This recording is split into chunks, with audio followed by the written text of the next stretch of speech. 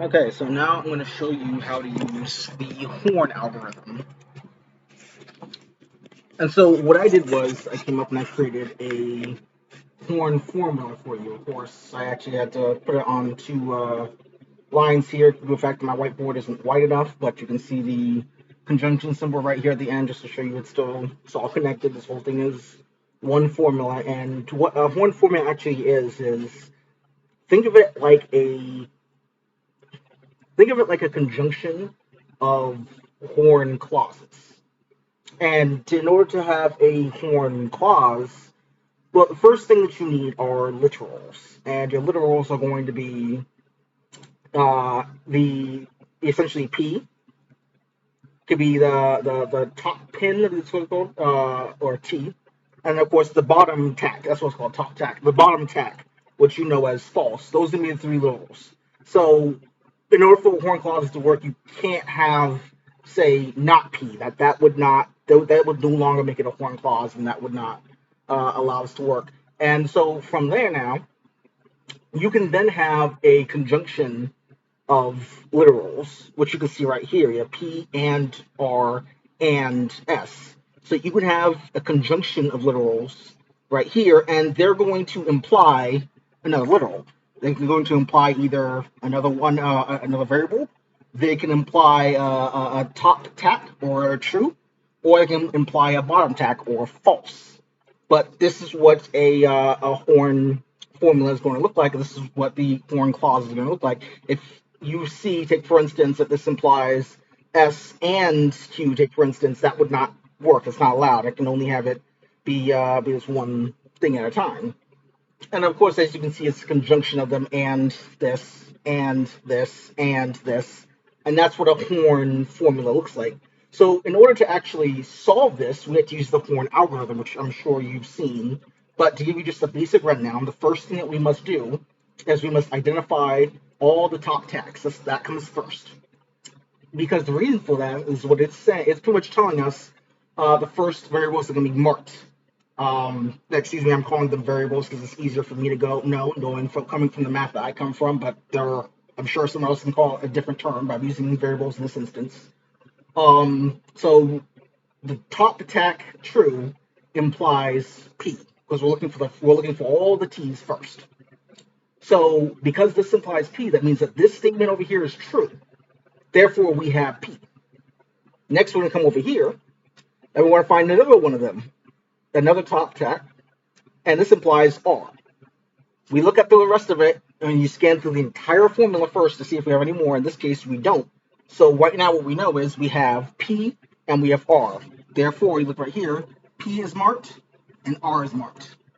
From here, we can see that R implies S. Well, R is marked. We know we have R, so we have S. So S is marked. It's like playing a game where you kind of plug in. You know what I'm saying? We know we have P, we know we have R. R plugs right here, so now we have S. Now we have P, R, and S. As you can see, all three of these are marked. Up next, as you can see right here, P and R and S will imply Q. Okay, well, we know we have P, we know we have R, and we know we have S. As of all, they're all marked right here. So we know then that we have Q. Q is marked. It's like one of those games where if you play video games, you're creating like a potion or concoction, you need the certain ingredients to be able to make it. That's kind of what you're doing right here. It's almost like alchemy. You need the ingredients to make Q. But we have P, R, and S, so we have Q now. So now Q is marked. Now that we've completed that step, because the first step was to look for all the T's, the second step was now to mark off everything after we found all the T's. We marked off S in this case, and we knocked off Q, right? The third step now is to scan for any bottom tacks. If we find a single bottom tack and right, it's not just that there's a bottom tack in front, but if we have to find a single bottom tack and we're able to actually, create it, then the entire thing is false and it's not satisfiable. But if we can't, then this is satisfiable. The only way this is not going to be satisfiable essentially is if we have anything that equates to and it can actually create the false scenario. In this case, we don't. But what if I wanted to write one in here? to make this unsatisfiable. In this case, I can probably say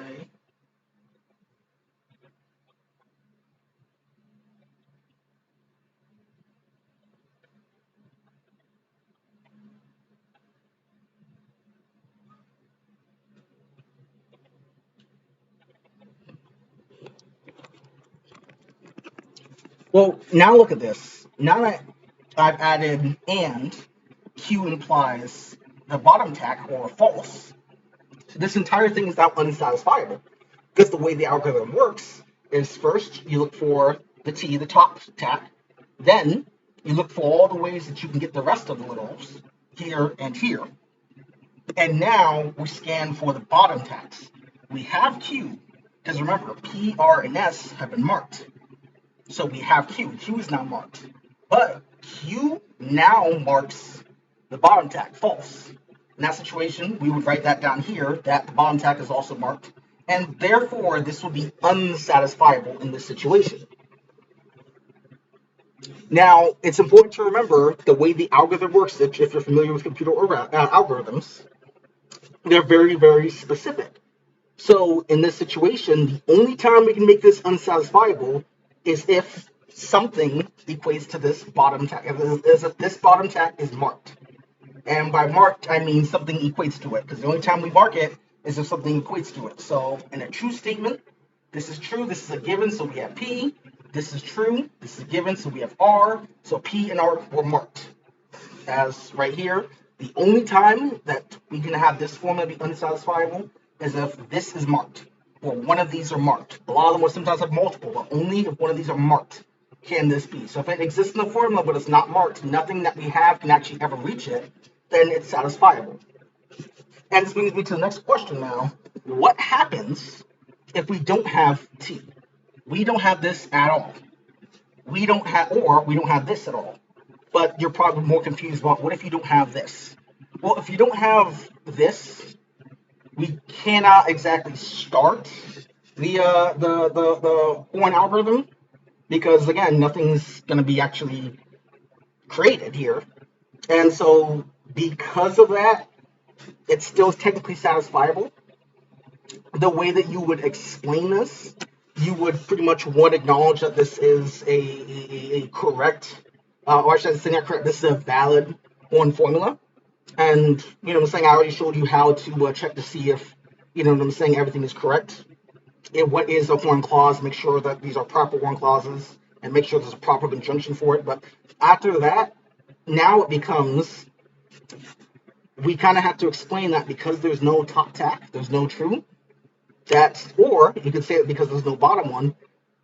Either A, there's no top one, so it can't really start, therefore it's satisfiable, because the only way that it is unsatisfiable is if this is marked. This cannot be marked if we can't start it, because we don't have the top tacks. Or, this bottom tack right here, if this doesn't exist, then it can't be marked, and therefore it cannot be unsatisfiable, so it has to be satisfiable. So you would explain that and just simply say, there is no bottom tack, therefore it cannot be marked. Therefore, this cannot be, this is satisfiable. Or there is no top tack, therefore, you know what I'm saying, the bottom tack is never reached. If there's no top tack, but there's a bottom tack, well, there's no top tack, so the bottom tack cannot ever be reached. And so, therefore, this will always be satisfiable. And the reason it cannot be reached is because top tack starts this. We can't reach this without the top tack, and therefore, this will remain satisfiable. So I hope I was able to clear off any confusions that you had. I was confused about this for a little bit of time. Office hours today definitely helped me out, and so I hope I was able to help you out. And that will be it for this video.